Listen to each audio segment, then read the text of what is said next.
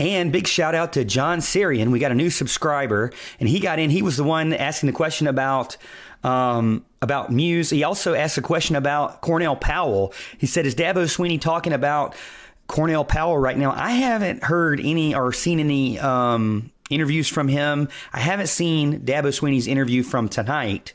And we haven't done any articles recently about Cornell Powell. I know we talked about him a couple of weeks ago, Al, about, he's going to be fighting over that number 2 spot, between him and Ngata and possibly Ladson. A lot of people are thinking that Ladson might even come on strong.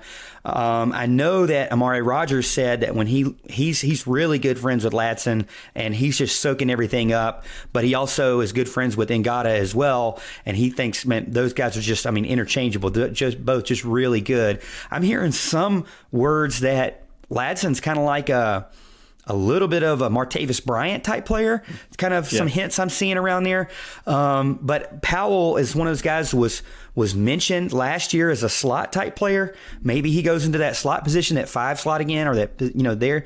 But, for me, I don't see him. I see him being a solid number 2 guy, or a second string guy rather, not a number 2 guy, but a second string guy there on the wide receiver core, because at least first come right out the gate in spring practice day 1, first team was Ross on the left, Ngata on the right, and Rogers in the slot. That was first team when I was there.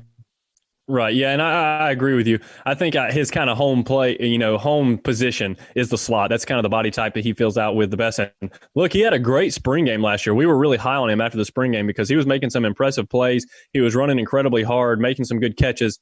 So we really thought he was going to have a bigger impact that, we've kind of been waiting on since he got here. He was a big time player. When he came in, I can't remember if he was a 4 or 5 star. I know it was close, a borderline 5 star if he wasn't. So he was a great player. A lot of people thought a lot of him.